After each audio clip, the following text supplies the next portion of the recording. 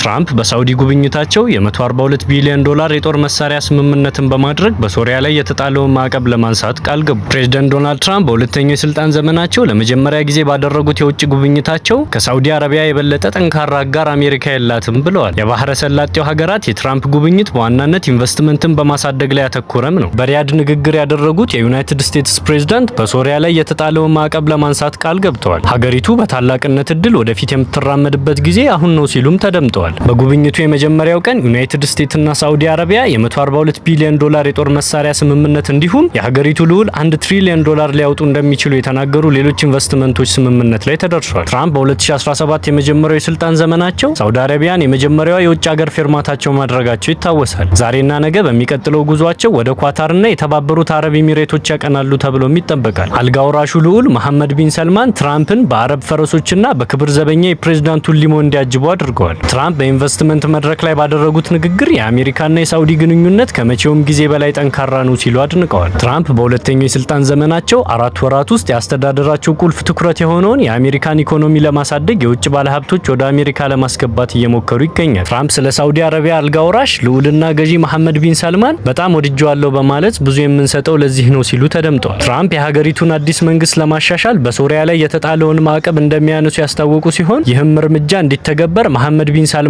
ጠይቀዋል ሲሉ ተናግረዋል። ትራምፕ በንግግራቸው ወቅት ሳውዲ አረቢያ የአብርሃም ስምምነት እንድትቀላቀል ህልማቸው እንደሆነ ተናግረውም ነበር። በእስራኤልና በአንዳንድ የባህረ ሰላጤ ሀገራት መካከል ያለው ግንኙነት ለመጀመሪያ ጊዜ መደበኛ እንዲሆን የተደረገው በመጀመሪያው አስተዳደራቸው በተደረገ ስምምነት ነው። ነገር ግን ጥሩ ጓደኛዬ መሐመድ ቢን ሰልማን በጋዛ ያለው ጦርነት በቋሚነት እስኪቆምና የፊልስጤም ሀገርነት ግልጽ መንገድ እስካልመጣ ድረስ ለእስራኤል የሀገርነት እውቅና መስጠት እንደማይሆን በግልጽ ተናግረዋል ሲሉ ትራምፕ አክለዋል።